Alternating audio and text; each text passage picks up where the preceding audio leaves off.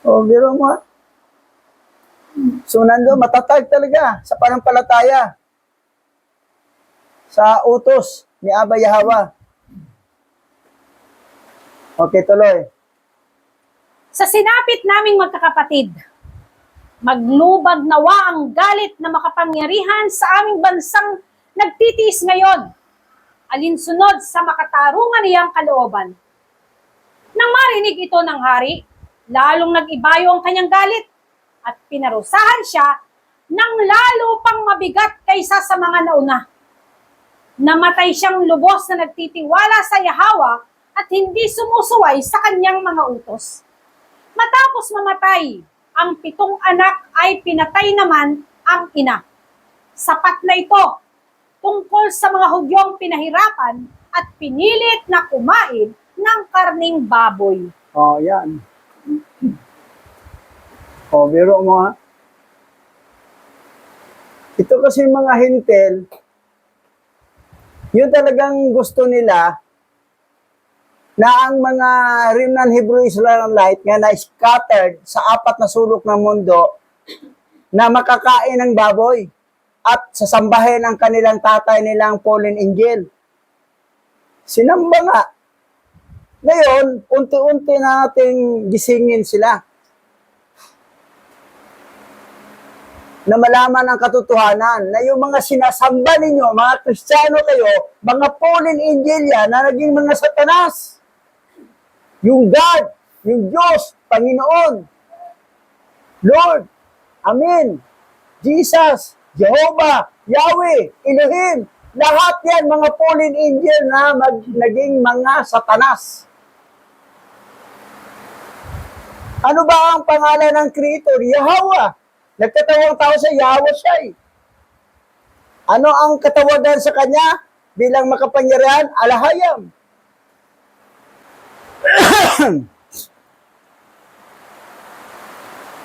Okay.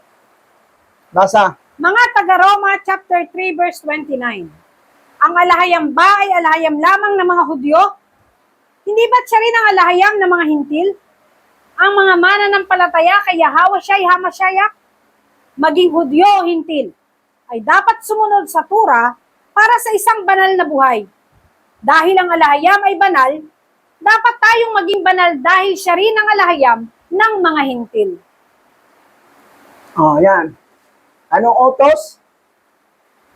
Sa Roma to, chapter 3, verse 29. Ang mga nanampalataya kay Yahawa siya'y Hamasyayak, maging Hudyo o Hintil. Hindi lang Hudyo o Hintil, ay dapat sumunod sa Torah. Ay dapat sumunod sa Torah para sa isang banal na buhay. Dahil ang alahayam ay banal, dapat tayong maging banal dahil siya rin ay alahayam ng mga Hintil. Ang Torah kasi pag sinusunod mo, magkakaroon ka ng banal na pamumuhay. Sinusunod natin ang kautusan. So yan. Babae, magtalukbong, kasama sa Torah yan. Ang lalaki, libi lang ang may talukbong na lalaki. Ang mga libita lang. Ang hindi libita, ibang mga tribo, mga lalaki, kahit wala ng talukbong. At kailangan may balbas. Hindi magtanggal ng balbas. At kailangan may tirintas, may ganito, may kalawit. Kasama sa Torah yan eh. Okay, tuloy tayo. Mga taga-Roma chapter 3 verse 28.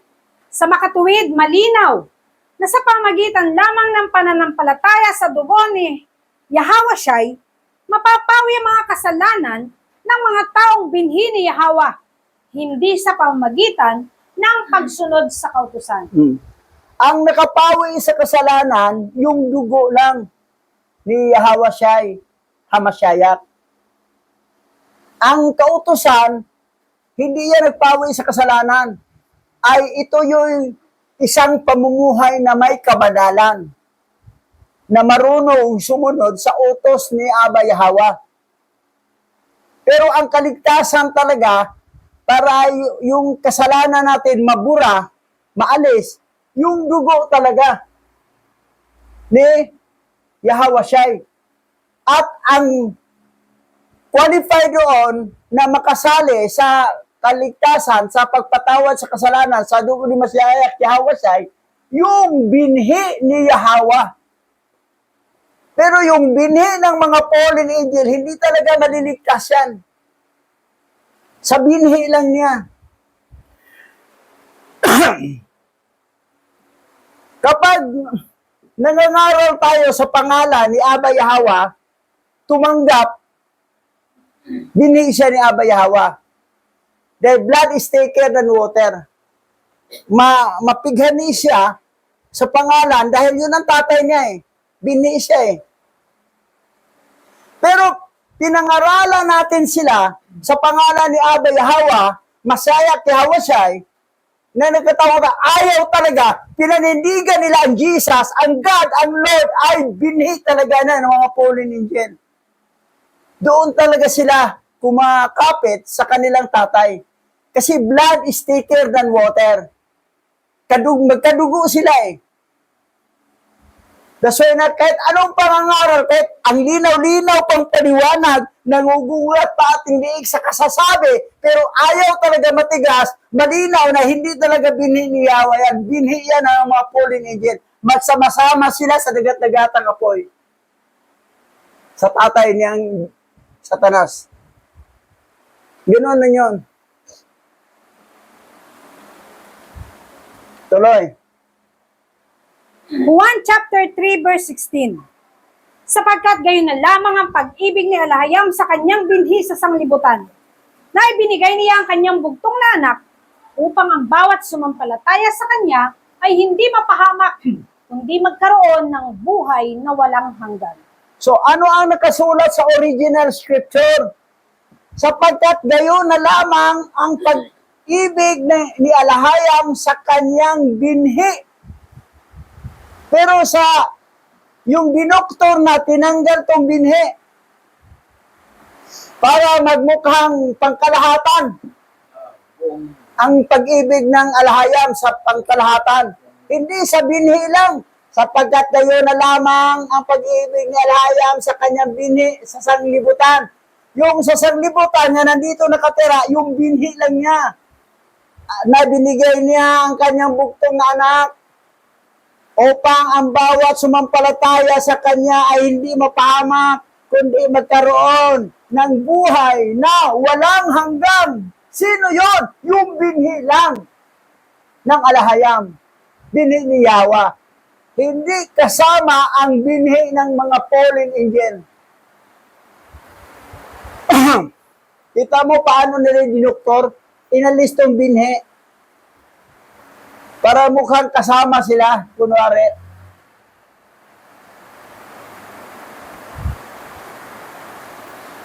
Pansinin mo dito ha. Sa makatuwid, sa Romans 3:28, malinaw na sa pamagitan lamang ng panampalataya sa dugo ni Yahweh Shai, tinawi ang mga kasalanan sa mga taong binhi ni Yahweh. Binhi ni Yahweh lang talaga.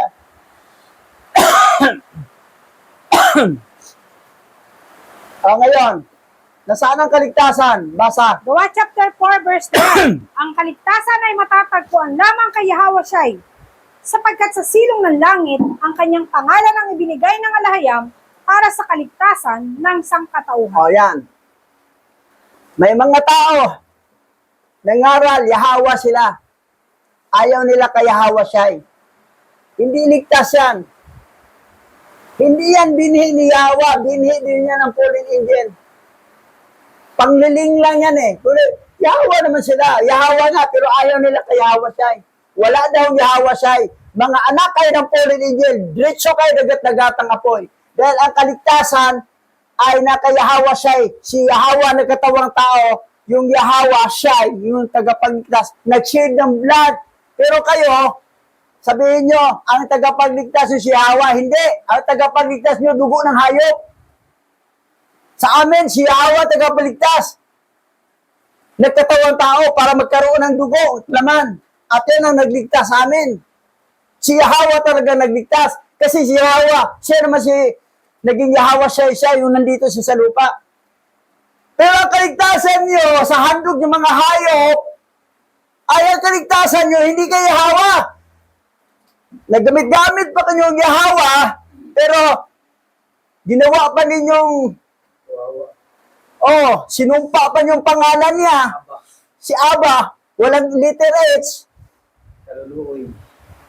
kabag-habag, kawa-awa, Yahawa, biro mo, isang pamumusong yan. Isang pamumusong. Malinaw talaga, wala kayong alam sa Hebrew language. Alahayam nila. Sa grammar. Alahaya. Oh. Alahayam nila. Tapos, alahaya. Wala alahaya sa scripture. Alahay, mayroon. Alahay o alahayam. Walang alahaya. Alahaya. So, malinaw na kayo ay mga anak ng mga fallen angel o binhi ng mga fallen angel. Manliligaw para ano. Oh. Tuloy. Mga taga-Roma chapter 2 verse 14. Kapag ang mga hintil na naniniwala kay Mashiach, Yahawashai, ay dapat masakop ng kautusan ni Moises, ngunit kung ayaw nila, huwag silang pilitin, dahil mayroon silang tuntunin ayon sa kanilang likas na pag-iisip, at ito ay nagiging batas para sa kanila. Oh. Ito ngayon. Ang mga hintil dapat sumunod sa Torah. Dapat sumunod eh. Pero kung ayaw talaga, pero nanampalataya naman sila kay Abba Yahawa, Mashiach Yahweh, ayaw lang na sumunod sa Torah, huwag na lang pilitin. Si Timothy, tinuli. O, nagpatuli. Si Tito, ayaw. Ayaw magpatuli kay Tito. Hindi Tito na suto ha. Na ayaw magpatuli. O, di ano sabi ni Pablo, huwag pilitin. Hayaan mo. Ang mga hintil, pasunurin. Pero ayaw. Kasi ang sarap kasi ang crispy pata, litson. Huwag na lang pilitin na pasunurin sa Torah. Hayaan na lang sila kumain dyan. Pero kung may dugo kang Hebrew Israelite, rimlan ka, kumain ka, malaking kasalanan yung ginawa mo. Sabihin mo, ay hindi ako Hebrew, hintil ako, pero tumanggap ako kay Mashiach Yahweh. Tumanggap ako kay Yahweh, pero hindi ako Hebrew, para pwede akong kumain ng litson. O sige, bahala ka sa buhay mo.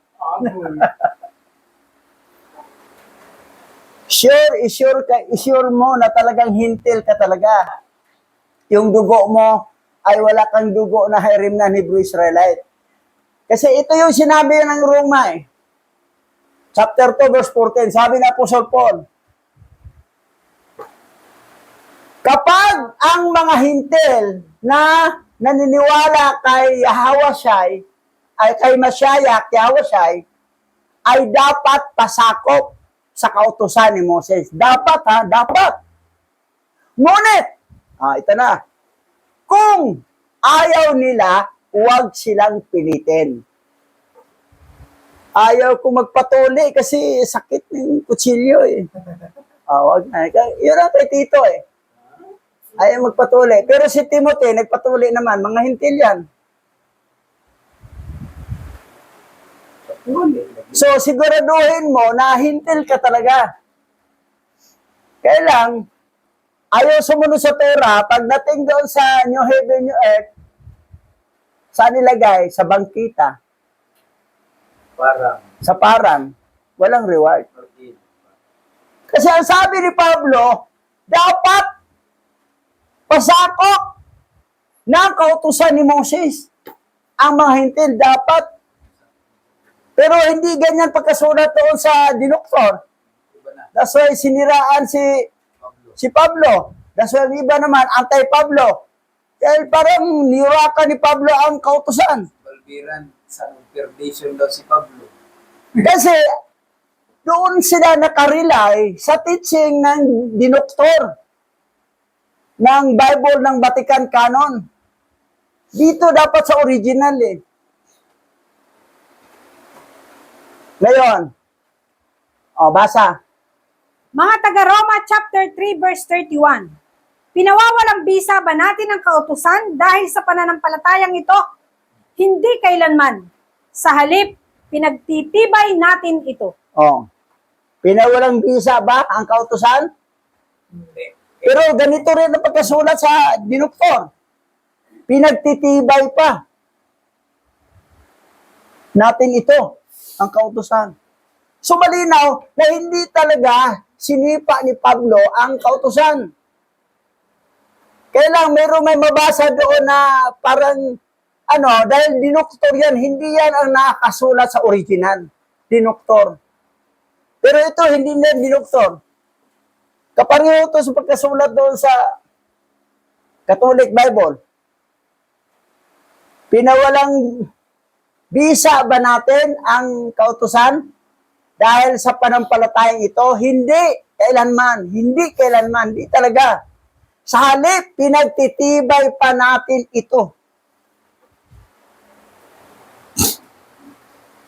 Kayong mga anti-Pablo, pag doon kayo mag-rely sa mga Bible, na Catholic Bible, na product by Vatican Canon Law, sinipa talaga ni Pablo ang Torah. Pero hindi yan ang nakasulat sa original.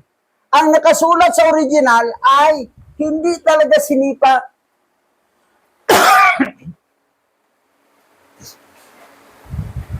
Binago lang nila, dinoktoran nila, kinurap lang nila para si Pablo ay masiraan.